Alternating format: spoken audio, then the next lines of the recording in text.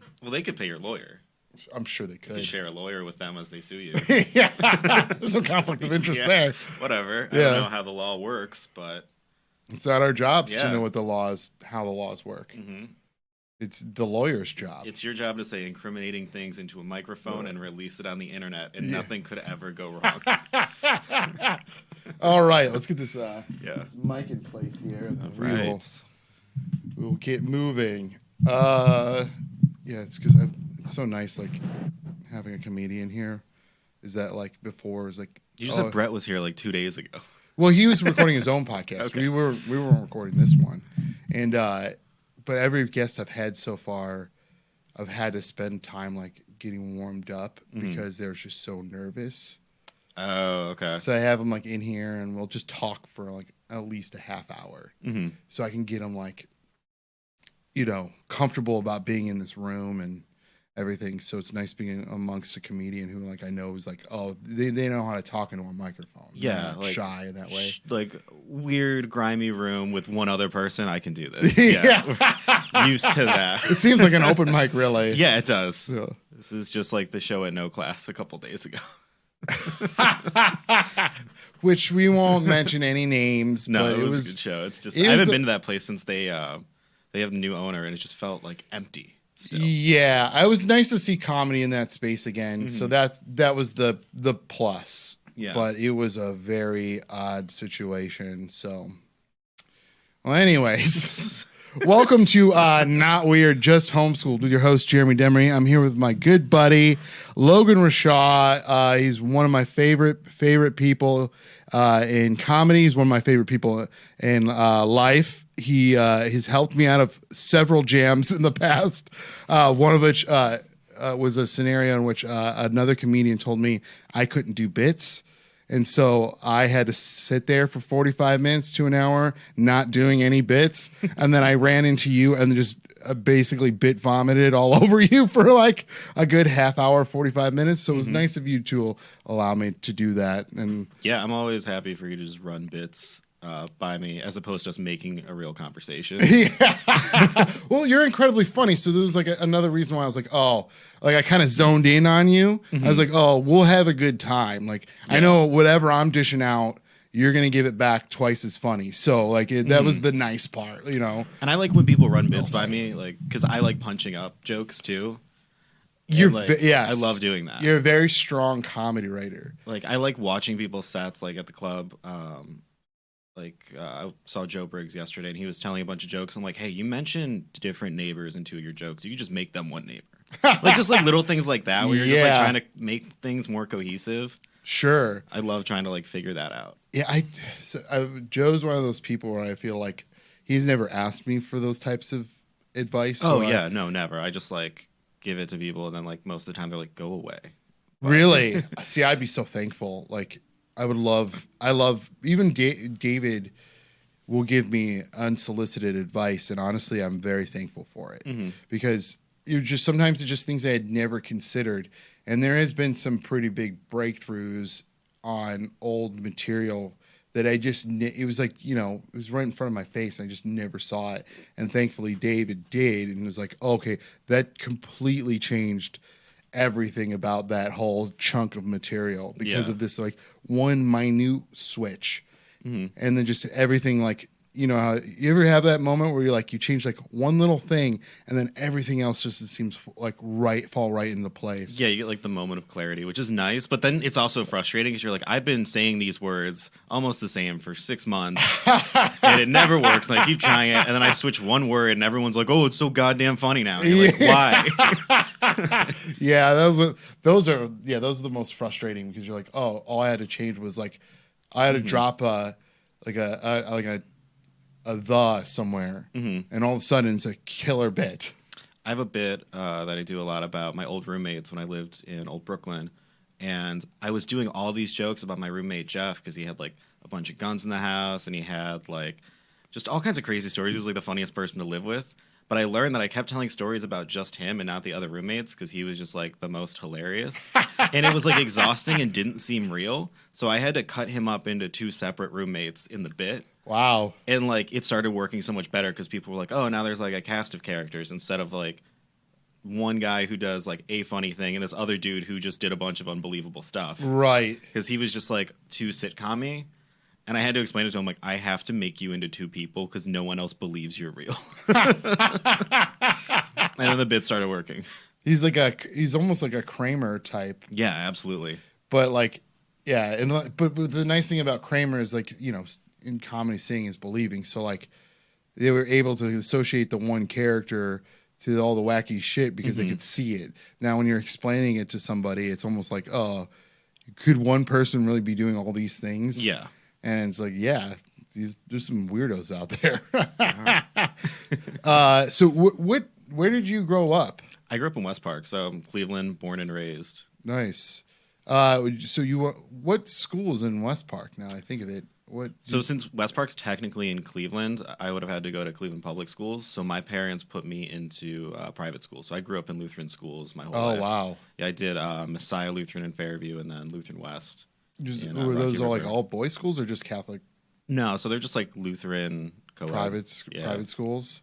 How is that like growing up? But like, because like 90% of I'm assuming a lot of the people that you're in school with don't all live in the same neighborhood. So like, I guess getting together or organizing anything might be a little bit of a struggle. Yeah, for the most part, I mean, it's all like West Side Cleveland people. It wasn't too bad. That's nice. The classes were small. Like my graduating class in high school is 100 people. So like I had friends that went to Strongsville. Their graduating class is 800. And like I could never wrap my head around like there being that many other people around. My graduating class was I was part of like a homeschooling group. So my graduating class was like 8 people. Oof. Yeah, and all of them were weird. Mm-hmm. Yeah, that sucks. Except for one. One was cool. Was your homeschooling like a religious homeschooling thing, or like what was the deal? I don't think it started out that way, but that's kind of how it ended up eventually. It started off as like, oh, Jeremy was diagnosed as ADD. They wanted to put me on Ritalin, and my parents are like these, you know, hippie types, you know, ex-hippie types who were like, oh, he's just not getting enough attention, and I don't want my kid to be reliant on this substance his whole life. So, you know, we're going to pull him out of school. And then my mom kind of took over the responsibility of educating us while my dad worked. And that's kind of how it started.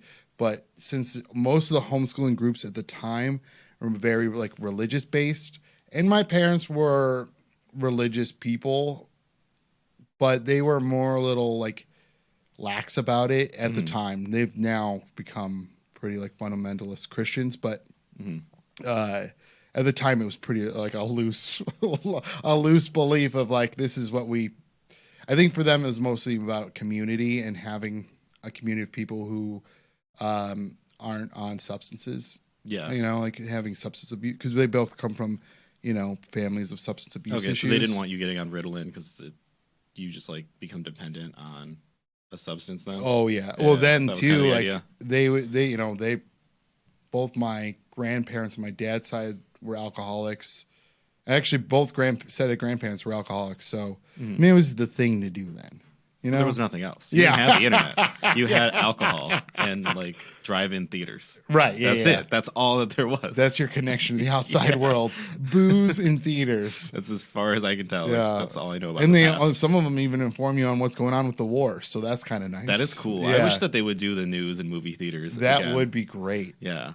Because it would honestly force a lot of people into actually being aware of what's going on in the world today. Yeah. Because I think as easy it is, or as accessible as it is, like it is easy to tune it out as well. Because there's so much distraction everywhere that you don't really need to pay attention to anything. So. But if you had to sit through 30 minutes of newsreel footage of Ukraine before you watch Avatar 2, that could change a lot of hearts and minds. It really would, I think. I think it would have a huge impact and probably make a lot of the references in that movie a lot more relatable. I don't know. I didn't actually see the newest. Yeah, I don't think it has anything to do with the war in Ukraine. Really? I have a feeling Avatar 2 is not about that. No, I highly doubt it. But what was the first one? Had a lot of like warfare in it, right? I can't remember. Yeah, it was just Pocahontas. I was so fucking high every time I saw Avatar. I hated that movie. Really? Yeah. I liked it in 3D. I didn't see it in theaters, and then I refused to watch it until I had like a VR headset that could do 3D. Oh, And then I watched yeah. it that way, and I made it halfway through. And I'm like, it's pretty, but this sucks. Yeah, when you're high, it's like, holy shit, this is amazing. Yeah, but everything is like that. I don't That is have true. to watch Avatar for 3 hours. That is true. Point taken for sure. Like, everything's like, oh shit, man. I could probably watch this head here and be like, hell yeah, brother. Yeah. You're like the guy who's just like, oh, I went to see Fish and it was amazing. Oh, It's like, that's because of the drugs. Yeah, Like, oh yeah. I didn't have to go to this like it's Mecca. It's Like, definitely one of those bands you have to see on drugs. Or even get. Like, Yeah. unless you should be introduced to that band on drugs. yeah. Okay, Because that's my fair. cousin showed me that band when I was not high at all, and I was like, I don't get this. Like, I get course. like they play the same riff for like 25 minutes. We get it. You know how to play that riff. Just change it up for Christ's sake. Yeah. But so you grew up in a private school. So did a lot of you kind of have like as you got older, or like when you went from junior high to high school, or from like grade school to junior high, like did a lot of those people transfer over to those other grades? Yeah. Or So like there's a bunch of different Lutheran schools around Cleveland, and they all kind of just funnel to a couple different high schools. So like the people that were in my class up until 8th grade, I'd say 20 of the 30 like went to Lutheran West. And then you just meet like the other Lutheran kids. But even then, like, because people went to Lutheran schools, which is like everyone kind of assumes it's the same as Catholic, which it kind of is. Not everyone who's in those schools is Lutheran. Like, they're all different sorts of Christian, which is so strange growing up that way, because like you're learning about Christianity and how there's like one true way of doing this, and like everyone else in your class and your teachers are always like a different sect of Christianity, and they think of things slightly differently. yeah. So by like your 8th religion class, you're just like, okay, well, like the Presbyterian teacher taught this a little bit different than the Lutheran teacher who taught it different from the Catholic teacher. Like, I feel like there's some things we haven't worked out yet. That's I think a testimony too of like you being a very good comedian and a great writer, because you would notice something like that, where something like that to me would probably, it might just go way over my head. Like, I wouldn't have noticed. I think that's like also a Lutheran thing, because it's like not to get super into religion too much, but like Lutheranism is like an offshoot of Catholicism. So basically, like, the Catholics were just running the show for over 1,000 years. And then there were all these, like, monks, like Martin Luther is the main guy in Germany. And he was noticing, like, hey, we're teaching all these peasant people about Catholicism. They go to church every Sunday. They're being spoken to in Latin during church. They have no idea what anyone's saying. They're all German. They don't speak Latin. The priests are speaking everything in Latin. And then they'll, like, say, no, what that passage means is blah, blah, blah, blah, blah. And just, like, sometimes lying. And these German monks were like, hey, like, this doesn't match up with what's in the Bible. The Catholics were doing things like being like, oh, you know, just in case you thought that your dad might be stuck in purgatory, you can pay us and we'll give you a little sheet of paper saying we forgive his sins after his death. And they were like scamming people. So then, like, It's a pretty good scam, guys. these German monks were like, hey, we should probably stop doing these things to scam people that aren't in the Bible. And we should probably make the Bible like in a language people could read. Sure. And then, like, when you grow up learning, like, that's the basis for your version of Christianity, you start distrusting all the other ones. Because you're just like, okay, you're telling me, like, we're entirely here because we found out the other ones were scamming people. Yeah. And then it's tough for the teacher to then be like, yeah, but we figured it out. We're cool now. We don't have to look into it more. Yeah. Like, no. Yeah, we've HR got involved. Yeah. They hashed it all out. Everyone's good. We settled it. Please tithe every Sunday. Yeah. You're like, what? Don't you owe us money now? Like, what's Yeah. going on here? You know, a little back pay situation. Did that get all settled? I highly doubt it. Well, yeah, dishonesty in religion. Who Yeah. knew?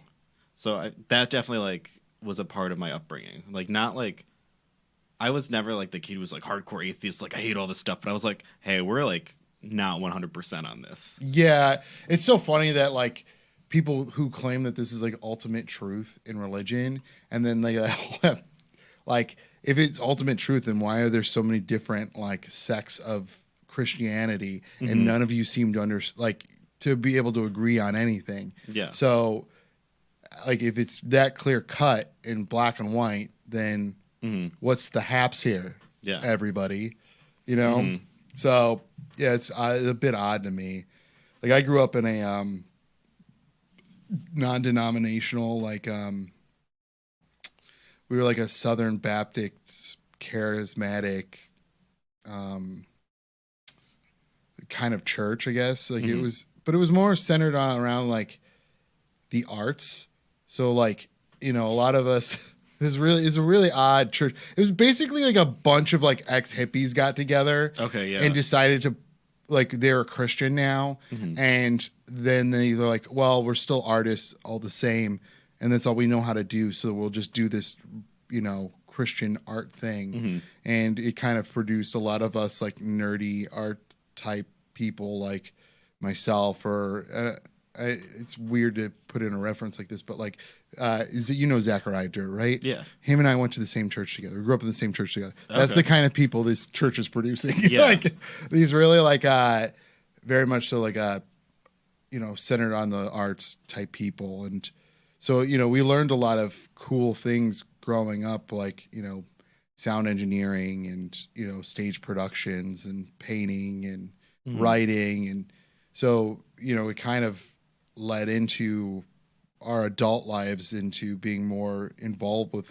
more artistic endeavors, but like it's kind of odd. The Yeah. whole thing was very bizarre, but it was fun. We had a good time. Hmm. Whatever. Yeah, it If was a you're good like time. learning good skills, like that's great. Yeah, and skills that we still use. Like I a lot of different facets. I use a lot of those skills that I learned growing up in the church, like what it means to put on a show, or Hmm. like things like that. Because I mean, that's all we were really doing, anyways. Yeah. It's just we just put God in the front of it, Hmm. but for everything else was a production. Right. Yeah, so it's kind of funny. Like we'd have plays, and like they would do like a play like once, I think like once a quarter, like like these huge productions, Oh my god. to a point where they built like basically in like an auditorium of like a theater, like a Hmm. big is basically just a big theater in North Olmsted, and I mean it was labeled as a church, but it was really built like a theater, and it had like you know all the stage production of any kind of play you would see at like uh playhouse theater, like in like definitely we had those like like balcony scaffolding thing where you can like have Hmm. somebody like jump off of it and like Jesus fly through the Christ. air like Like that's so much more that needs to be done for your like totally church play. unnecessary. Yeah, And then totally it's unnecessary. like churches have so much money. It's insane. Like, Well, and the way that it gets used is so funny when it's just like, yeah, we built a brand new giant auditorium with like top of the line stuff that like Playhouse Square would have. It's like you don't need that. and the church when they first proposed building it, Hmm. because we were meeting in like a high school auditorium like most of my childhood. It Hmm. wasn't until like maybe close to like I'd say probably like my sophomore year of high school is when I think they started breaking ground on that church, and so they proposed it to the congregation. It was supposed to cost $3.1 million, and it ended up costing 13 and a half How? million How do you dollars. misjudge it by that much? So the Like architect, $9 million. yeah, the guy who was the architect for the whole project was a pastor Hmm. who went to school for architecture and just completely misjudged everything. And I think the city wasn't really necessarily thrilled with them building a church Hmm. where they built it, because it was technically like a residential like farm like area. Like Yeah. there was it was quite a bit of land, and they kind of the land was gifted to them, so the whole thing was kind of almost foisted upon that city, Hmm. and they didn't feel like that area was able to. There was a lot of issues like getting that amount of electrical down into this like valley area, Hmm. getting plumbing down there. Like it was a huge project that they never really thought it through. So even the whole thing's pretty much, other than electricity, but like the plumbing and um, how they supply like heating and cooling in the building is all pretty self sufficient. But the only thing they couldn't get, they had to tap through was electricity, and even that was kind of like up up for debate of whether or not they were going to make that even self-sufficient and do like solar panels and shit like that. So, but at the time, the technology was like pretty unreliable. So, you know, Yeah, God forbid costs get excessive. yeah. So they nixed that idea, and it's just so funny. Like that church is just a big money pit, and well, that's insane for someone to be like, we need to build a church here. It's going to be even $3 million. It's like, there's so many churches already. Yeah, we don't need the other building. Spend $3 million helping people or doing something. And this was right around the time too of like the housing bubble. Mm-hmm. I think no, because that was never mind. There's no way, because if this happened my sophomore year of high school, the housing bubble didn't happen for another 10 years. But yeah, they were just it was probably the beginning of the housing bubble, where it was like they're just willing to throw money at anybody who's willing to build something. Yeah, you know. So that because that was also too like now that I think of it, there's like a ton of different developments, and like I grew up in Parma, in like Parma Heights area. So like it was insane how many different developments were being created during that time in like high school, so junior high school time, because wasn't that many people even really moving into the neighborhood. And a lot of those projects ended up like 3/4 built to halfway done. And I don't know. Actually, I live pretty close to Parma now, but I wonder if any of that even got finished. Because a lot of it sat like undeveloped for so long. So it was kind of strange watching these like development projects kind of just seize. That's kind of funny to think of like a time when they're like, we really need to build up Parma because this is about to be a thing. And they got halfway through and we're like, oh, wait, nope, never mind. Everyone went to Tremont. Our bad. Yeah, or we like misjudged that hard. or the mayor or something like that, like extorted all the money that was supposed to go to those projects. Which happened very frequently in Parma. Like it seemed every other mayor or whatever was extorting some sort of money from some sort of project that was supposed to happen. At a certain point, that's on you all, though. Yes, yeah. I mean, you're the ones voting them in, so you kind of get what you voted for, right? Yeah. So, egg on our faces. Well, not idiots. mine. I wasn't old enough to vote at the time, so I had no say in the matter. I just watched everyone else make those mistakes as adults. But those are the life lessons we're going to learn today. Yeah, it's exciting stuff. Yeah.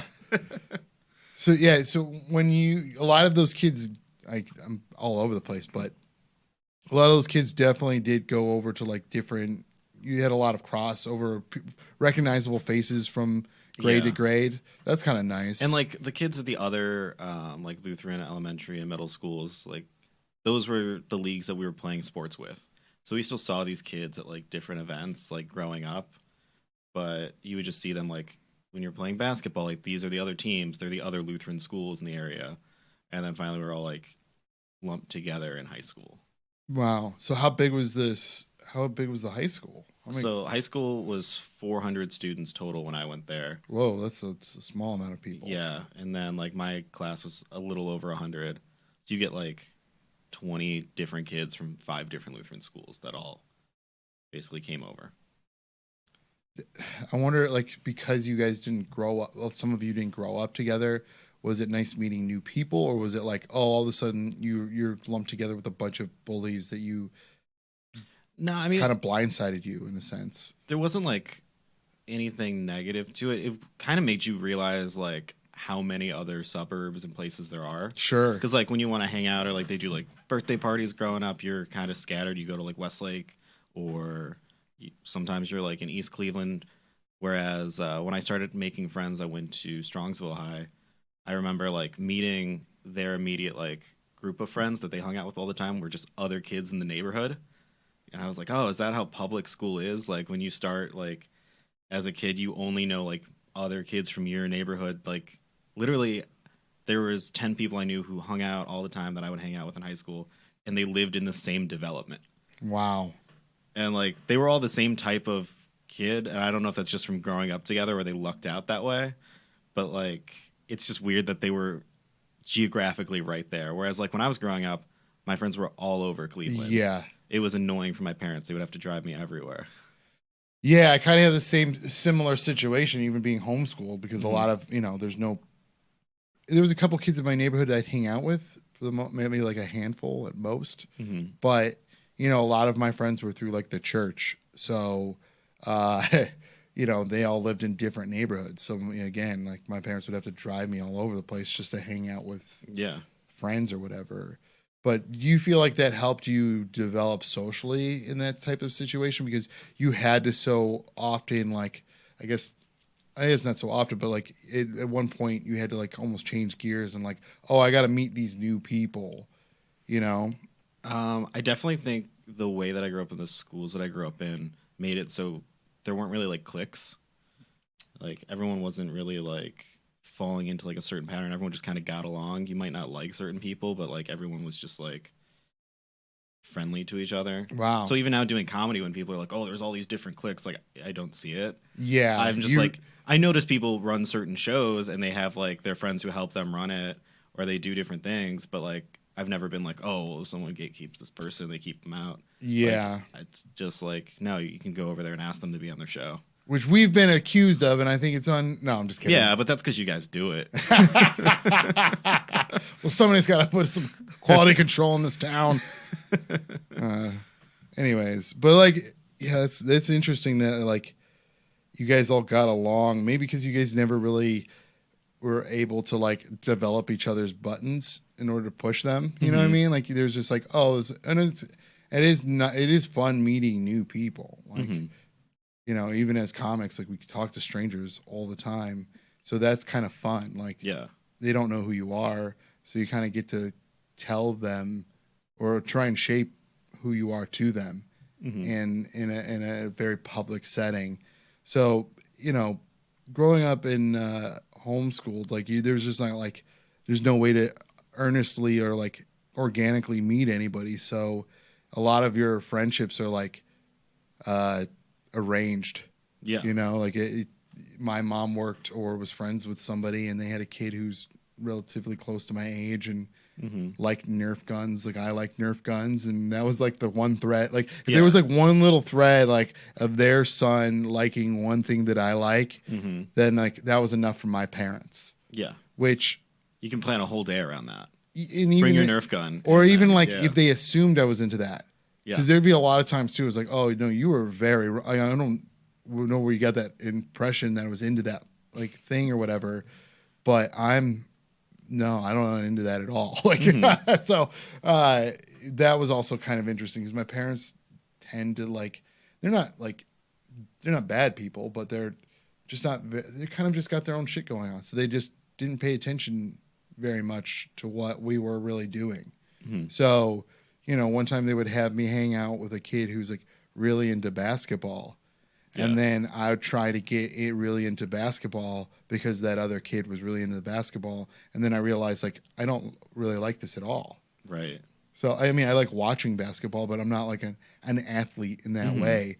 So, also because there was no like sports teams and homeschooling. So it's like, how would I develop those skills? Do you have any type of like sports league at all? Like anything? So I played some city sports growing up. So like baseball, there was like a peewee football league there for a minute. I played from like 10 to 12. What was the other sports I played? Mostly a lot of baseball, really. I was really into baseball. And it was, but eventually you grow, you kind of, basketball too, a little bit, but honestly was not very good at basketball. And I just kind of like, not that interested in it. So that kind of fell apart quickly. But it wasn't a lot of like, when you aged out of organized sports. So come to 12 or 13, there's no longer any city sports available to me. So that's when I started, skateboarding. And learning the exciting world of punk rock. So, and expanding my like horizons, and that's such a weird way to get into like being like the punk skatery kid because there's not like an authority figure. It feels like when you're homeschooled. Yeah, whereas like when you're like a teenager in high school at like a normal school, you're just like, I hate the principal, I hate my teachers, I hate these things. And I you're was just rebelling like, against it's society, like your parents, but like it's not that much to where you should feel so. I was rebelling against corporate America, man. But you didn't get to see it. I was never involved. You were off the grid. You know, I didn't even go to a Hot Topic until I was like almost, probably past high school. Yeah. I think I only went one time, and I was like, this is weird. And I never went back.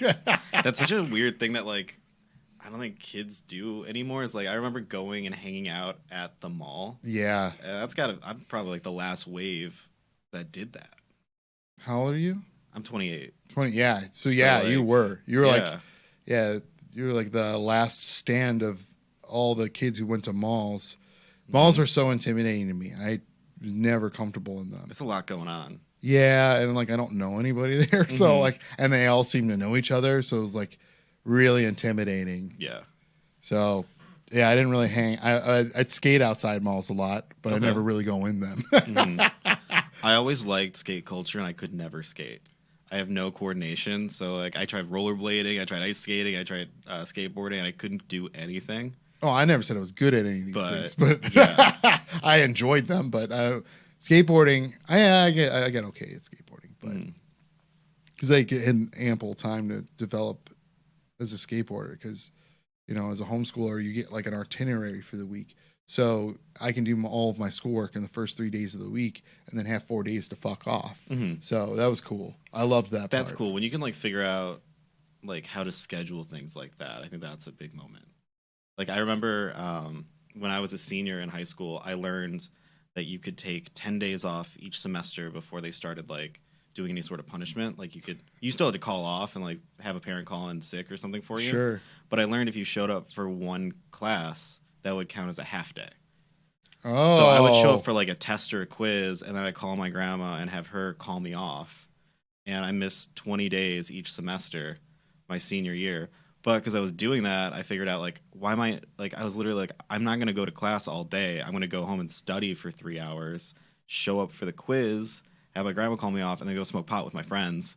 That's amazing. And I had a 4.2 my senior year, and I was just like, oh, okay, like, this is the secret to everything, is stop wasting your time. Just figure out how to do a schedule. So, like, growing up where you have an itinerary from the get-go, like, that makes sense why you have a job and a podcast studio and do things, because you can like actually plan out your days and times. I'm not great at it, but yeah, but a lot of people are just like, no, I have one thing and that's all I can do, and it's like, no, you don't have to live right. Like that. You're like this. I find that so fascinating because like you're like the smartest kid who ever skipped class. Yeah, but I knew like people weren't going to give me any problems if I was doing well. Like, my parents knew I was skipping class, and they would just be like, well, how are your grades? I'm like, they're 4.2. They've never been better. They're like, okay, well, be careful. And then, like, even my teachers, like, understood what was going on because I was always gone. And then they would just be like, I don't know, like, you're doing great. We can't really punish you for this. Would you have considered yourself a bad kid growing up? No. Really? I was, like, a little bit of a bully in, like, elementary school, and that's just because I watched wrestling. Oh, okay, yeah, I had that same issue where it would, like, pump me up, and then I'd beat the shit out of my little brother, and then I wouldn't be able to watch Ninja Turtles for like a couple months. We were like trying to play, but like your play is like just beating the hell out of somebody, and they're like, "Hey, we actually aren't playing anymore." Yeah, I actually, one time I think I knocked my brother out. I forget something happened where I kind of really laid into him, and my parents were like, "Yeah, you're done with watching Ninja Turtles for the foreseeable future," because I had to get like, you're an ADD kid, so and you're not on Ritalin or anything, so you like have all this like pent up energy from watching something that you thought was really cool, and you wanted to do those same moves, and you got a little brother, so you might as well beat the shit out of him, right? That's what they're there for. Yeah, that's funny that you thought like you would consider, because I always considered myself a bad kid. But I think where you and I kind of like relate in a sense is that we were really good at getting away with doing bad things and not getting caught. Like, my parents thought I was a great kid growing up, but I did a lot of really dumb shit. Like, but I just never got caught doing it. So, it was like to them, I got good grades. I stayed out of trouble for the most part, and They thought I was a great kid, but in my head, I'm like, oh, I was a little shit. Like, going into like housing development, setting off fireworks, and watching like the construction guys freak the fuck out. Like, that was fun for me. But I never got caught. So And who would think that it's like a 13-year-old? Everyone would think that 100%. But in the middle of the afternoon on a weekday? Mm-hmm. Nah. Yeah. Nah, I think part of it was my parents were like chill with everything. Like my dad was literally like, you can't do anything worse than I did. So they were just like, if you fuck up, like let us know. That's great. It'll get figured out. Oh wow. Yeah, my parents were very similar. Yeah. Like they're kind of the same way. We're like, yeah, you guys, you're never going to do anything as crazy or as stupid as what we've done in our past. Which is also like a little offensive because as a teenager, you're like, I'll fucking show you. And then you hear a story of like what the 80s were like. You're like never mind. Yeah, I forgot there were no laws. Yeah, like my dad went to jail. Like, well, he had his bachelor party broken up by the cops, and he spent a couple nights in jail. Like before a few days before my parents got married. Mm-hmm. And that's just how, like, no one was mad at him. They actually felt sorry for him. Yeah. Like if somebody like us did that today, like if I got arrested before I got married, no one would feel bad for me. They would call me like a degenerate or something or an idiot. Mm-hmm. You know, there would be no empathy for me whatsoever. But it was a different time, so they're just like, oh yeah, that just happens. Yeah. You just somehow end up in jail for a couple of days. Mm-hmm. Yeah, I don't know. It's like I think that you and I are very similar in that sense. Where like my parents, like they're like, oh well, he's not getting into anything as bad as we were into. So, especially them having like substance abuse issues themselves, coming from parents who had substance abuse issues. So, yeah, to them, they're like, we're the best. Yeah. So, and I was an only child too, so it was just oh really? Yeah.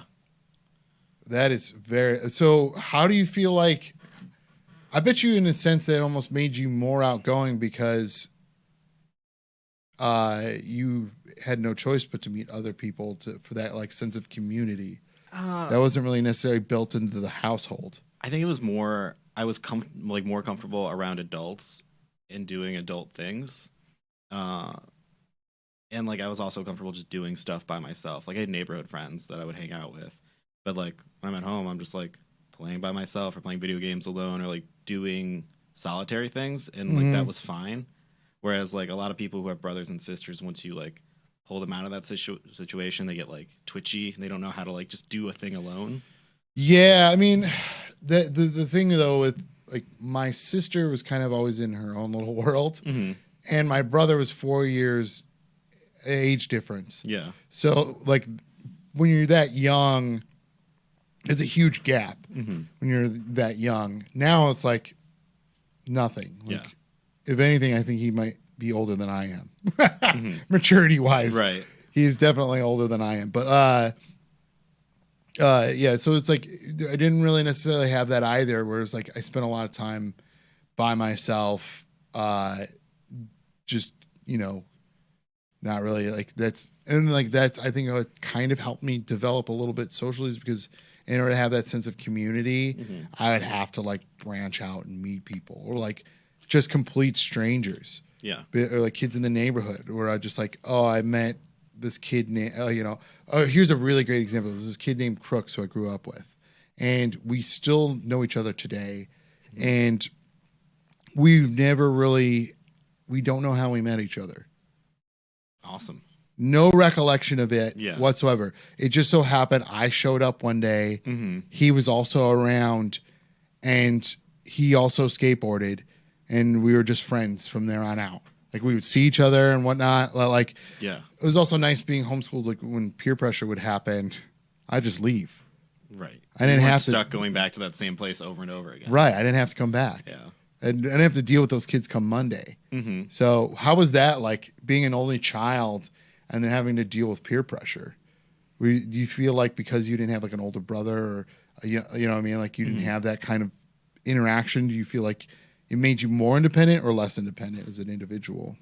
Probably more independent. Like I didn't feel like I was like following like anyone's lead on something. Like it wasn't like I had an older brother and I was like, well, he did this and that, so I want to do that.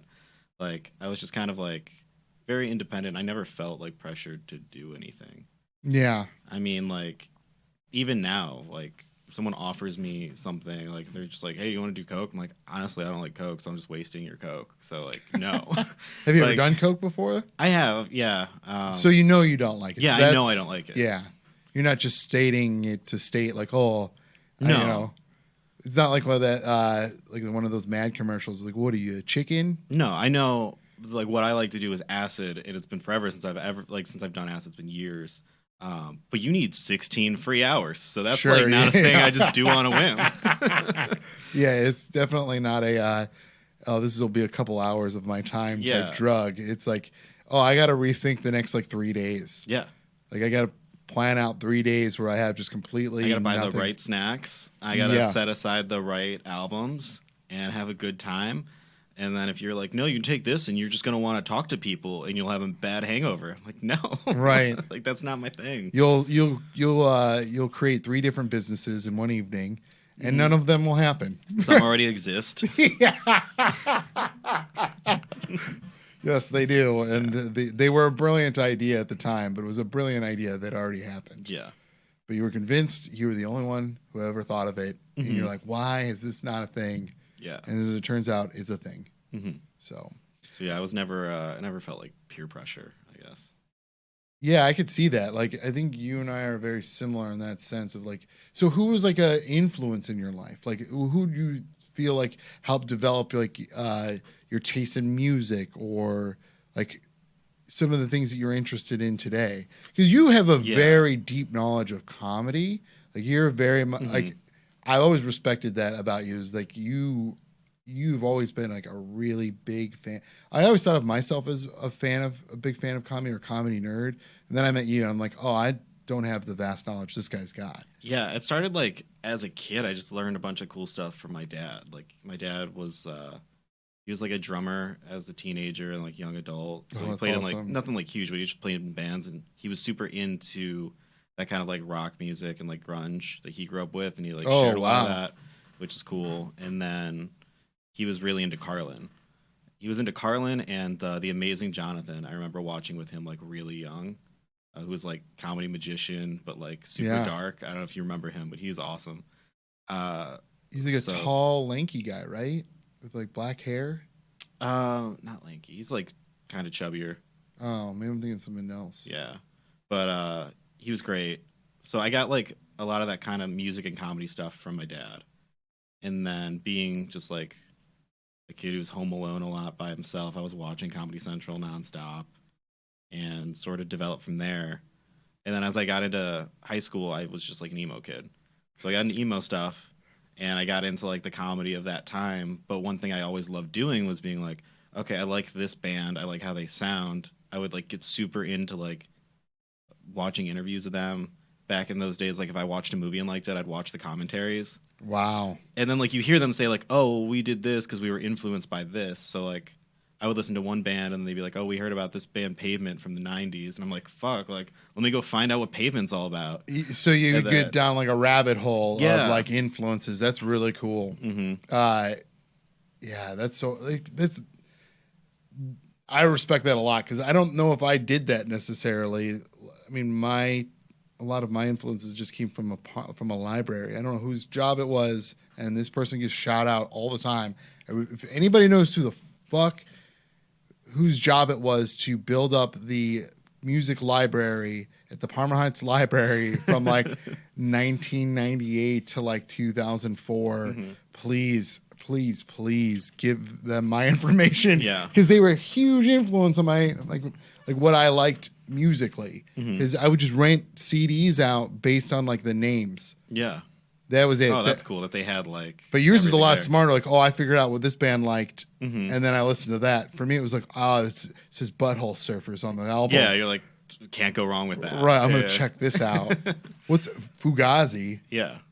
I'm gonna check this out. You know, like it's just based on names, and there were some duds in the mix. Of course, yeah. There's always gonna be duds, but that's just how it goes. And usually, if there's the way I would do it when I was like kind of backtracking who this band was influenced by, you would find duds, but you'd be like, oh, but like this guitar sound matches what Brand New's doing here, or like, you know, you'll have like My Chemical Romance do, their version of Queen. So then when you listen back to Queen, you're like, oh, I see what they're ripping off now. Yeah. And then you like kind of keep following back to everything.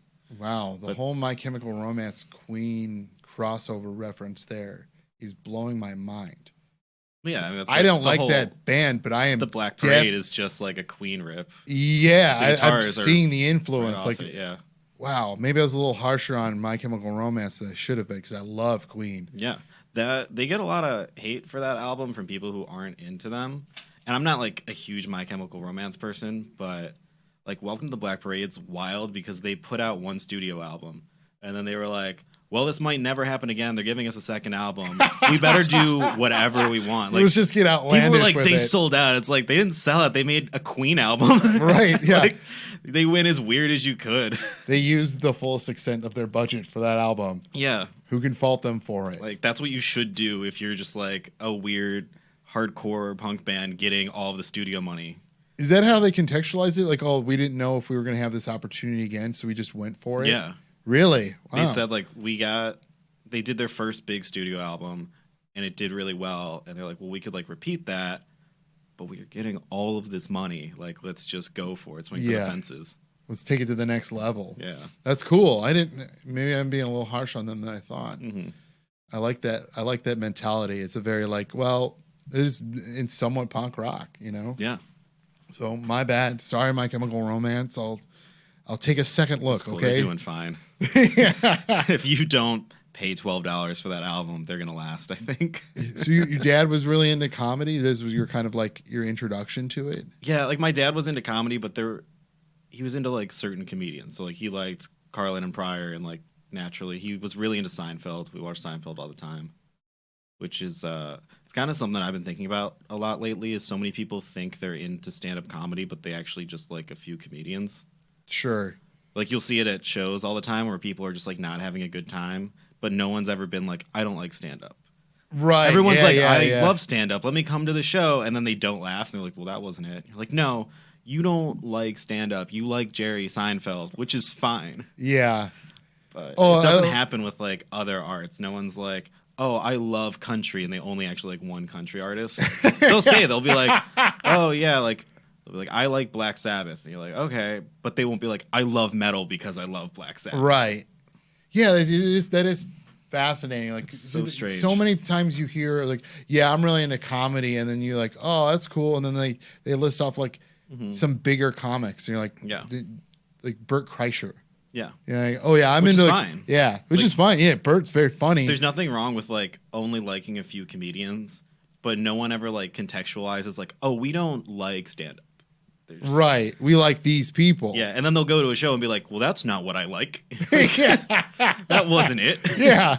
It is funny that like we all kind of get lumped in together, and because I guess there's really no genre. Yeah. Or like a well-known idea of what a genre in comedy is. Mm-hmm. So like in music, you have country music, you've got rock and roll, you've got punk rock, you've got pop punk, you've got, I'm just on a list of just different sects of pop or punk or whatever. Just break it all down. Yeah. You got hardcore. Yeah. In comedy, there's no like indie folk comedy. Like, right. You don't have that. That would be Ebo Phillips. Yeah, probably. That's about it. Yeah, it would be funny. It would be nice almost in a sense, because then it would kind of give people an idea of what they're getting themselves into with stand-up. But it's also nice that maybe there's something out there that they didn't realize that they had liked, that they would have never seen because it was just labeled stand-up comedy. Yeah, I mean, there's a good and bad, because like with comedy, the lineups are never based on like a genre. So you get a different mix of like styles and opinions and points of view, no matter what.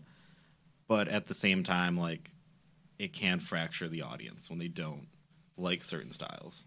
When your dad would show you stuff like, as far as like some of his influences or like things that he was into, did he explicitly show you them, or was it just kind of like, oh, it was on and you guys both kind of like started watching, or you were doing some other activity and he put it on? No, he would usually like show me. Or he'd be watching it, and then I'd come in there and be like, check this out. Like, this is George Carlin. Yeah, my dad was kind of the same way, but my grandfather, on the other hand, he kind of almost did it on the sly. Mm-hmm. So we would be playing like backgammon, and he'd put on like a Lenny Bruce record, Okay. which is dumb that you would play that for an 8-year-old. Yeah. Like I'm not getting the references, but it's pretty boring as a child to listen to like Lenny Bruce or like Mort Saul or any of those people who are like, I liked more. Time. I liked Mort Saul because at least he had like.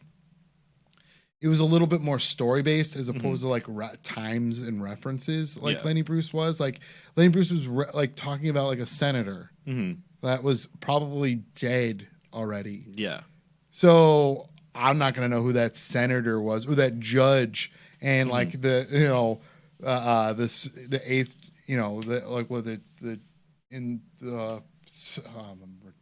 Yeah, you got this. You got this. In what do the, senators do? Let's in the Supreme Court. Like I don't know that's another what position. judge was on the bench during like the 60s. So there's a lot of references there. Or like he would play like a Red Fox album. Yeah. Wait, that's so much better when you're a kid. Yes, a Red because Fox album. It's very so much harder. Because you get it, but there's a lot of references that are very sexual and like. I don't know what he's talking about, but it's at least cartoon enough for me to get into. Yeah. Same with Carlin, same with Pryor. Like, even if I'm not necessarily understanding what they're talking about, it's still like cartoonish enough to grasp the idea that it's funny. Yeah, I think, especially when you're a kid, comedians who have a good rhythm really stand out. Don Rickles is another one. Yeah, like I remember I was peak age for Dane Cook when he was out, and everything he does is like had a rhythm at that time. Sure, and it was like it makes sense now looking back, like why that was so huge. But yeah, it's so funny. Like at our age, there's people who are really into Dane Cook, and then all the others are liars. Yeah, there's no way there's in hell nothing bigger than Dane Cook. Yeah, like, around the MySpace times. There's no way in hell he was that popular. And nobody today seems to have liked him. He's like, to me, he's Avatar for comedy. Where he was like grossing billions of dollars, selling out every stadium. He had like 5 specials that were constantly on Comedy Central. And then in the past 4 years, I haven't heard anyone say anything about any of those specials. God, you need to call him and give him that album title. That is so funny. Just insane. Like, it's weird how some things don't hang in the culture the same way. Yeah, it's very funny for how like, big they were. Yeah, I mean, I'll admit I was into Dane Cook during that time. Yeah, and I was probably old enough to know better.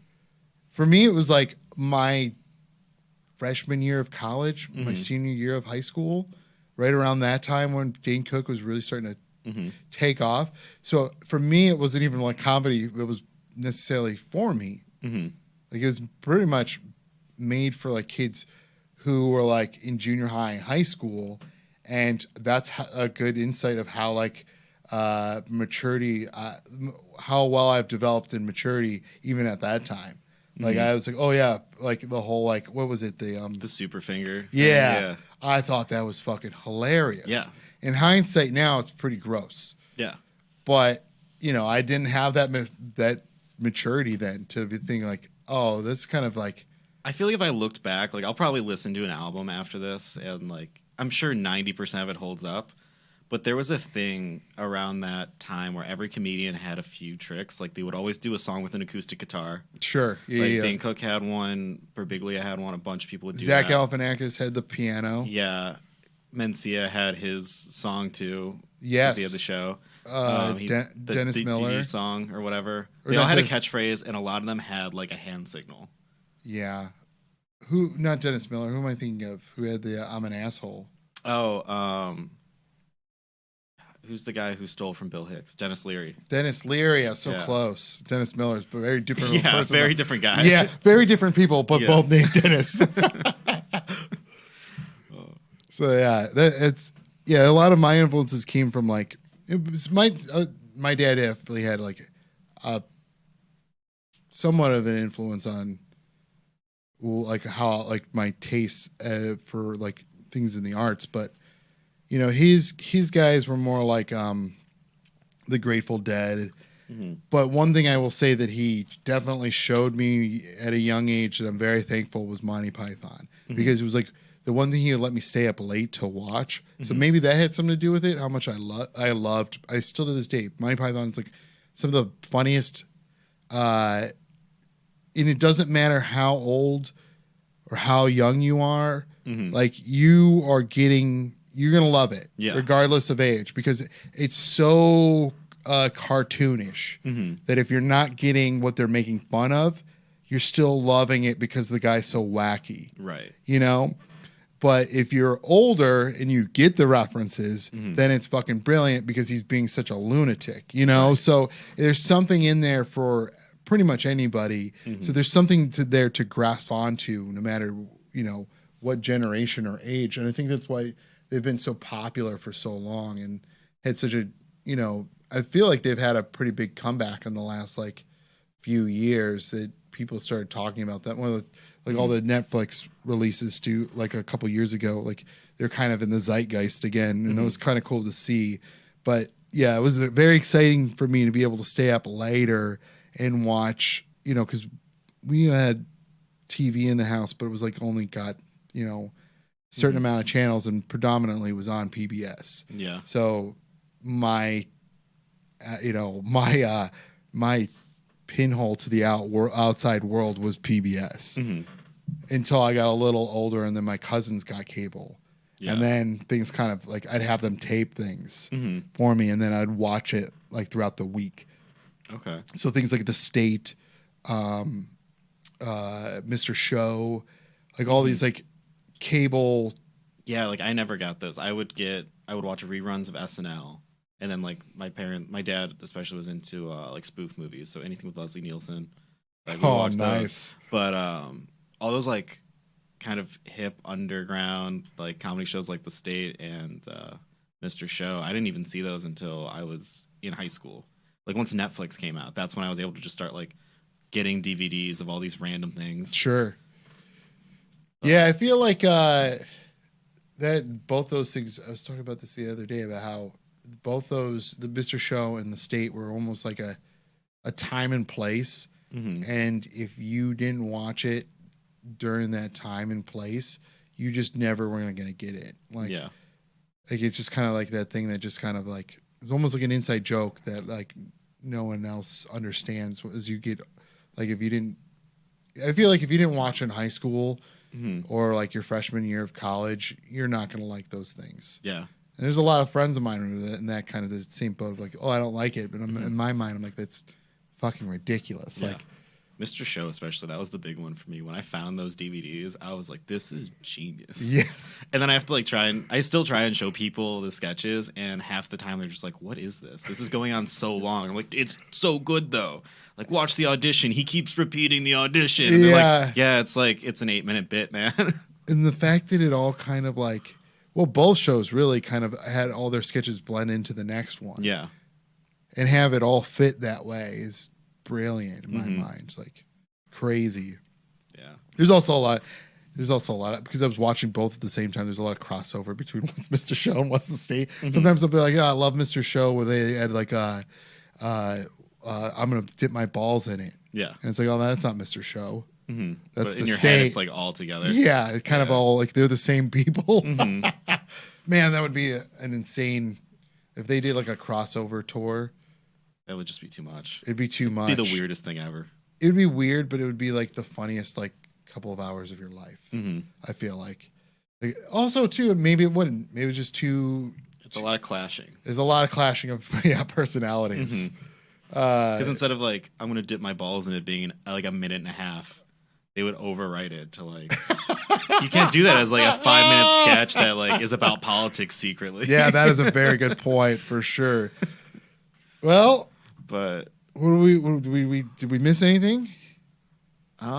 We got it all? I think we got all of it. The one thing that just kind of crossed my mind now is while we're talking about like comedy and movies and music, the two biggest things that came or like that affected me with that was first being in like elementary school and Napster starting and having like that resource to pull everything you ever wanted. Sure. And then once I got to like high school, Netflix was the thing where you would get DVDs in the mail, but like it was just this whole library of like weird stuff. Like back when it was in the mail, you could be like, I'm really into this Bob Odenkirk guy. Let me find Mr. Show. Then you find Mr. Show, and you can keep going back. Yeah. Where that was sort of There's a where I started digging deep for comedy. Yeah, because a lot of those guys had like such a deep portfolio of content. Mm-hmm. Bob Odenkirk being from SNL on, Yeah. you know, there's a lot of work in there that you can watch and enjoy. Mm-hmm. Louis C.K. kind of the same way, where like even before he got as big as he was as a stand-up, Mm-hmm. there's a lot of stuff he had done along the way. So there's a lot of, you know, Stephen Colbert, a lot of those guys. Like there's so much material there that you can watch, you know, now that they're, you know, popular. Yeah. So that's kind of cool. I never really thought about that. Yeah, because back in those days, like they literally had everything that you could rent. Like anything that's ever been on DVD was like on Netflix, no matter how obscure. Yeah, And it was like the first time you could really access a lot of that if it wasn't at your local Blockbuster. sure. Yeah, I never really thought about that. Is that there's like it's so easy to access their like prior work or their back catalog of material. Like, like there's never really been a time like that, other than like maybe with authors. Mm-hmm. The authors, like the only thing you could really deep dive into like a back catalog of a book that you really liked, and then what else have they done, and then go back and read it all. Yeah, and that's funny because I never really kind of put two and two together. Like Napster is essentially a library of music or digital art. but with Napster, you had to know what you were looking for. Like, Sure. it wasn't like you browse Napster. You have to like kind of search for it for the most part. And same with like pirating things. Like most people aren't really browsing through to find new things. Mm-hmm. Whereas I feel like when Netflix came out, that was the first time you're like reading the reviews, and then like you would follow backwards. You'd be like, I just watched this. It recommended this. Yeah. And like you could actually treat it like, you know, the way you walk around Blockbuster. Yeah. Or I just remember getting the DVDs and burning them and then sending them back immediately. So it was like constant content just coming through. that, and you probably already had that skill set available to you because of how like into music you were. So you're like, oh, I like this band. They were into Pavement. Yeah. And so you just kind of copied and pasted that over to comedy, and you know, there's a lot of rabbit holes you can go down to, and now it's easily accessible like it never was before. So yeah, that's kind of funny. Yeah. Like those two worlds would collide right around that same time. Like you know, I'm a little older, so like, but you know, I still got to reap the benefits of a lot of that. Oh yeah, for sure. So so a lot of that made sense to me. Like, oh, okay, like once you learn who a person is, and you're like, oh, like I really think that they're funny. I really like what they're doing, and then who are their influences, and then trying to figure out who their influences are is a lot of fun. Bo Burnham's another one of those guys who I think is like, as much as he is like a contributor of comedy, and you know, I think he's funny in his own right, for sure. Like I think he's a brilliant guy. I watched Inside last night, and Inside. That one's a good rewatch. It's great. There's just so much going on that you could watch it a couple times and find new things to like, oh, I'd never really considered that layer of it before. Yeah, I've probably watched it like 5 or 6 times. Yeah, So like good. it's very, very funny, and it's very good. It's very thoughtful, and like he's another person who I think who derives and is able to, in a sense, derive from his influences without plagiarizing. That's tough, like especially in comedy, because Usually in comedy, you steal at least something. You steal a style or a way of thinking, and you just repeat that until you're good at doing comedy, and then hopefully you develop a voice Of and your pivot own. away Yeah. from that. But like when you're kind of, especially the first couple of years when you're just open micing, you're really just like, okay, what do I think comedy is? And it's a blend of like your favorite people that you're now regurgitating. Who are you guys? I don't think I ever asked you that question. Who are you guys? Like, who's your big influences? When I started, I was really big on Birbiglia Mulaney. I And didn't see then that. I love Doug Stanhope too. But like I just never really like bit his style, I think. But I stole like heavily from Birbiglia and John Mulaney for like how I presented myself on stage, I think. But definitely those two influences developed you as a very good comedy writer, which is you've always been a very, very, at least since I've seen you do comedy, which I think you started before me now, I think. Yeah, I think so. So from what I've seen you've always been very good at writing jokes. Like you've always had really well-structured jokes. And I've always respected that about you. You're like, even if that joke didn't get a laugh, like I felt like it should have, it still was structurally very sound. It was a well-written joke. Yeah, I'm really big on like breaking it down and be like, here's the math to the joke, or here's the story. Like word A goes to word B, it's leading to this conclusion, which isn't always funny, but like you said, like it's about the structure of it, which I've always been big on. And then I get so jealous when people like can just like not have any structure and they're just kind of like riffing or they're like, we'll get to it. The joke will come. Let me just rant for a second. And the joke comes, I'm like, oh man, that's so cool. Yeah. Like they didn't think about that at all. They know the payoff. They know that the payoff's going to be enough to make up for the fact that they've kind of rambled for a minute. So yeah, it's so funny. Like what's the balance of like, is like how much you just fill time and then how much of it you just make it a nice tight joke. Yeah. And it's like it's all dependent on like how much time you're getting on stage, and then does it need all this extra material in it? Or am I doing a half hour and I really need to fill that half hour, so I'm going to use these extra little things that I've added to the joke, where if I was doing 15 I wouldn't have done it. Right. So yeah, I think it's such a necessary evil to like, because I always say this a lot, is that comedy isn't a science. So you never know. It just changes every single time you do it because there's no constant. The only thing that's it's kind of like, in a sense, golf, where like, the club is the same, the size of the ball is the same, but everything else is a variable. Yeah. So like even the way you swing the club, etc., every little minute detail can change the trajectory of that golf ball, because it's so tiny in such a vast space. And so like comedy with golf, it's a little bit more of a science, but like comedy, it's not at all. Like it just, there's no real formula to it. Like anytime we try and put rules on it, all of a sudden those rules change pretty quickly because we're trying to put something into a box that can't be boxed. But it is necessary to have fundamentals of comedy that sometimes I even forget about. And I'll argue with it with certain people, like, David Horning is a good example of like, sometimes I argue with him on some of his ideas of comedy or what he feels like, oh, this is what comedy is. And I sometimes forget to like, oh no, those are skill sets I don't have, that if I were to just pay attention to them and use them to the abilities I do have, I might find something, in myself that works. Yeah. So yeah, I think that both things are cool and both things have their place in comedy, and neither of them are wrong. Like, the biggest issue is like the audience kind of decides what the show is. Sure. So like you can go in with whatever fundamentals or whatever you think your jokes are going to be.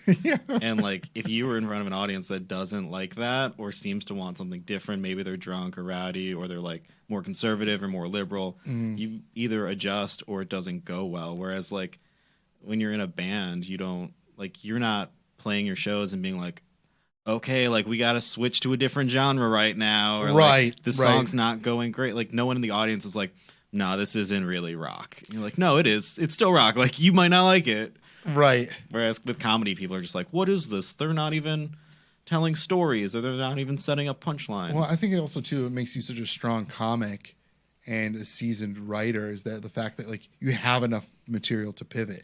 Whereas some of us just have to stick to the game plan. Yeah. And just, grin and bear the bomb. Where you're very good at like, oh, they didn't necessarily, you're good at reading the crowd and having the material to pivot to. Yeah. So that's nice. Like sometimes with me, it's like, no, this is the game plan. I'm sticking to it. Mm-hmm.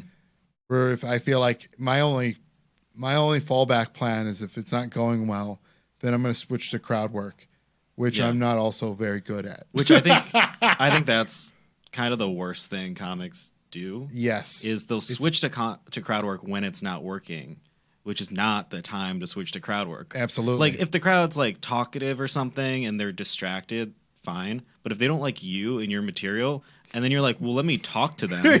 No. They hate you. Yeah. Why would you what talk to them? they know of you, they don't like already. Yeah, don't do that. Getting to know you further in the moment. Like, let me rely on the skill I barely use with people who don't like me. Like, yeah. no. Or like it usually ends up being insults. Yeah. Because that's kind of like how we've developed our crowd work is like, hey, where are you from? Oh, I'm from Des Moines, Iowa. Oh, yeah? Well, Des Moines stupid. Yeah. You get mean with the crowd. Yeah. Yeah. I mean, like, I didn't like you before, and now you're telling me where I live is dumb, and now I really don't like you. Yeah, I did a show at Hilarities last weekend, and there was a guy in the front row at one of the shows who immediately I was like, thank you guys for coming out despite the snow and all this. And he just yelled like something about the weather report, like, oh, it's going to be a blizzard. And I wanted to like, I turned and I looked at him, and I was planning on just being like, thanks, bud. Like, keep us updated on the weather throughout the show. Yeah. And I looked at him, and he's in this, like, Spencer's Gifts t-shirt that just says, sorry for my massive balls. And he's just kind of this goofy-looking dude. And, like, if I address him, he will say things throughout the entire show. Absolutely. So I just had to be like, hey, bud, we're not going to do that tonight. And kind of moved on. And it was, That's like, so fine. intuitive. But, like, I wanted to make the joke so bad. And I'm like, as soon as I saw him, like, if I give him the opening, he's going to chat. Sure. And a lot of people accidentally see someone who's talkative in the crowd and they're like, we can do crowd work. And it's like, no, you were just telling them. I'm that guy. Like, yeah, like, because once you get off the stage, you think that was fine. And then that guy keeps talking to everyone else. Yep. And you just ruined everyone else's set. Absolutely. And yeah, what was it? The Happy Dog show where I was hosting is a prime example of that. Yeah. Where I had a very talkative table and I gave them basically permission from the get to continue talking throughout the show. Yeah. And I should have realized that, like, even explained to them, which I did, I explained to them, like, look, I'm very happy to do this with you. I like doing this. Yeah. But I am not all the other comedians who are coming up after me. They may not like this banter. And that did not click with them. Yeah. And, of course, their big thing was I was helping out the show. It looked like a lot of them were struggling. Yeah. It's because you never gave them the momentum to get going. Because they constantly had to deal with your banter. Or you messing up the rhythm and et cetera. So, yeah, it's very intuitive of you to go like, oh, I see that guy with the Spencer's Gift shirt. I know that if I give him the opening, then that's the door he will walk through and continue walking throughout that room all fucking evening long. Yeah. I don't think I have that skill set yet, but that's definitely something I will consider in the future. I'm going to remember that in that moment. And I'll be thankful. It's hard not to engage because you're like, I have a joke, or like it'll go over well, and you have to be like, no, if I make that joke, the opening is there. And you never want to just like not tell the joke that's on the front of your mind. Well, they make it so easy because they give you so much to work with. Yeah. You know what I mean? Somebody like that is going to say enough for you to pick apart something. Yeah. So they kind of give you enough material to like formulate some sort of thread of a joke in there. And you can either, sometimes what I try to do is I go on tangents, which is never really great. But I've seen other comics do it and they do it well, like Sam Talent, Sean Patton. Yeah. Rand Barnacle is a very good example of somebody saying one little thing to them and then them going on a huge tangent that's brilliant and funny. I'm not at that point yet, but I'd like to be, but like I just don't have that skill set yet. But you're right, giving that, especially if you're the host and you're supposed to be setting like the pace or like you're supposed to be like you're setting the tone and like the expectations. Sure, and if you're setting the tone and the expectation of it's okay to talk, they're just going to continue talking. And also, if you're the host, it's okay to not do well. Like, that's another thing that I think people panic about at shows is they're like, oh, my hosting set's not going well. Let me stretch my time or engage the crowd. And it's like, you don't have to do that. they don't care about you. Like, hopefully your set goes well and they remember you after. But even if it does go well, most people don't remember you. They're there for the headliner. Headliner's going to do great. Like, do your part, get people kind of in the mood. You're supposed to eat the bomb up front. Yes, you but unequivocally are correct there. People panic and they're just like, oh, this hosting set didn't go well. Let me do an extra 5 minutes. And it's like, no. Now the crowd's tired for your feature. Like, did David send you here to like point out all of my flaws as a host? Yeah. So I thought this is like a host intervention. Check the text, but I think we hit everything. I think so, yeah. Because I will do that. I will do those things where I will panic if I'm not doing well. Yeah. And either I will take it out on the audience that I'm not doing well. And it's not that I'm not doing well. It's just that they're not warmed up enough to laugh. Yeah. They're smiling. They're enjoying what I'm saying. But in my mind, I should be getting a laugh. So then I turn on them. And then at that point, I'm defying them to like me. And it never goes in my favor. And it doesn't set a very good tone for the rest of the show. And I end up resenting them every time and they still feel it every time I come back on stage. Yeah. No one's at the show hoping to have a bad time, too. Like, right. So if the crowd's not into a set, you kind of have to like move on if you can't really win them over and not push for it, because they're not like trying to be difficult. For the most part, if someone's at a comedy show, they want to be there and they want to laugh. You just gave the best advice of comedy for hosting in general that everybody should take into consideration. It's okay to not have a good set. Yeah. Like, man, you just gave me goosebumps over that. You should have good sets, though. They shouldn't all suck. But when it goes bad, it's not your show. Like, switch from being the comic to being a host at that point. Yeah. My skill set usually is to do a little bit of crowd work up top just to kind of reel them in. That also doesn't always work either. Yeah. Again, it's not a science, but like the whole like, yes, try and go out there and do your best and do your, especially as a host, like you might be able to get away in the middle there with a few newer things, but try and stick to your A material because they're cold. Yeah. They're as cold as they can be.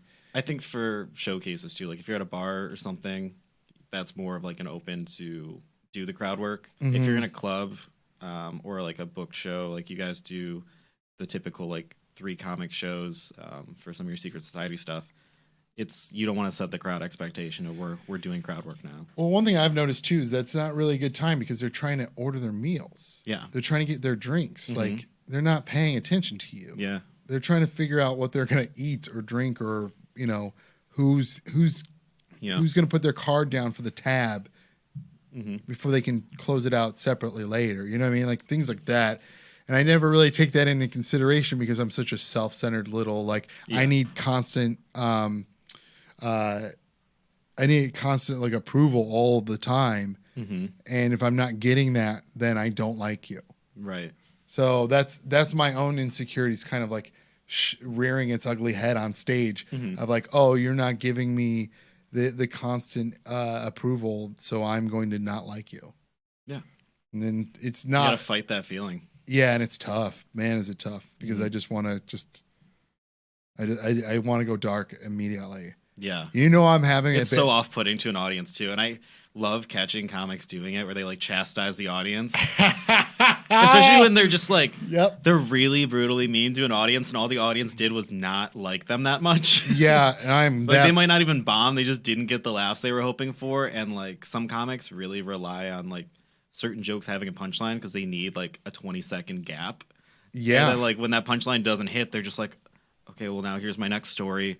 You guys are a bunch of assholes. It's like, no. No, they're just ordering they're paying attention as much as they can while trying to order their food. Yeah. And they're enjoying what you're saying, but they're not laughing. They're just enjoying having you as entertainment.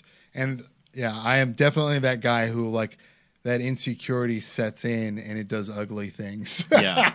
It manifests itself in very like horrific ways where I turn on an audience and it's not good. I'm trying my best to like, break free from that. And I think I'm getting there. I'm doing my best. Yeah, I feel like you've been a good host for the Secret Society shows I've seen. Yeah. I've been lucked. I lucked out with some good crowds. The roughest one was that Happy Dog show, and there's just as the night progressed, they got worse, and there was just no way of getting around them. Yeah. I even tried to explain because they were teachers. So I was like trying to relate to them on a level of being teachers. Yeah. And I was like, you ever like have a student in your class who's constantly talking and asking you questions, and you'd be like, you would understand what is going on if you would just simply pay attention. Yeah. That's kind of what's going on right now. And then I was a huge asshole for saying that. Yeah. Can't chastise the crowd like that. Brian is really great host because Brian will bomb flawlessly. Like, it's so cool because he's got bits that he'll do that just are clearly not for certain crowds, but he'll do them anyways. Like, he'll talk about Drake to like a crowd of old people who have no idea who Drake is. Yeah. And like, he'll first get them to laugh just based off of like charm. And then like when jokes don't go well, he'll just like laugh and move on perfectly. It's as if he's not phased, and I don't know if he is or isn't. But it's such a good quality. Like, he's not phased. And then when he is crushing and he is doing crowd work really well, it's so good because of that. It's like it pumps it up another level. Brian's mind, he's never bombed. Oh, I believe that 100%. Yeah. He's never once bombed, and he because he laughs when they aren't. Yeah. He is in having more fun than anyone else. He's and the that's only where you person need to who be. laughs at his own jokes and it doesn't bother me. Yeah. Because like I'm It's always sincere. in a good mood when I'm watching him. Well, it's also very sincere. He finds himself very amusing. Like, it's not like if it were like almost fake in a sense, it wouldn't have the effect that it has as it does with Brian. It's sincere. Yeah. He's funny. He's having a good time. Like, he is not wrong in any facet of that situation. Like, he's doing exactly what he's supposed to be doing, and he's charming. He's likable. Like, he even if you're older, he's so tall. Yeah, even if you're older, yes, he's so tall. No, I guess the whole point is I'm here to say that Brian's a great host, and you have things to work on. Yeah, that's why I'm here. You were sent by David, so we're gonna end there because also I got to make sure that things are still rolling. Yeah. So I'm pretty sure it is. I don't know why this keeps happening. But anyways, that's a good time. Well, thank you so much for being on Not Weird, Just Homeschooled. I'm your host, Jeremy Demery. I guess today was Logan Rishaw, the best dude ever. Where can they find you on social media? You can go to my website, loganrishaw.com, for all my shows, and there's an album on there. And that's the best way. Hell loganrishaw.com. Logan Rishaw, and then it takes you at all your different social medias. Yep, and it's stuff. all Cool. there at the bottom. That's awesome. I got to start doing that myself. You can find me at Instagram. I'm trying to just promote my Instagram for some reason, but at Gheramy GHERAMY _Demery DEMERY. Go to secretsocietycomedy.com to see what shows we got coming up next. I don't know when this is going to release, so I will check back with you and probably plug some shows you got going on or whatever. Yeah, sounds good. So thank you so much for doing this. This was amazing. Thanks for having me. And go on to the Patreon. Check out our Patreon show. We've been going for a minute now, so I don't know. Probably done like an hour and 45. Okay. You have time for the Patreon? Yeah. All right, cool. I don't know what that necessarily adds, but like, what's the next part? What's the Patreon? What do we'll talk. We'll get nitty. About? We're gonna talk shit on everybody. This is the moment where we talk. You're gonna have to pay to get the nitty gritty shit. You know what I mean? We're gonna gossip. Okay. No, I'm just kidding. I don't know what we're gonna do. I love gossiping. All right, then we're gossiping. That's what we're gonna do. We're gonna talk shit on everybody. All right, good night, everybody. Go to the Patreon.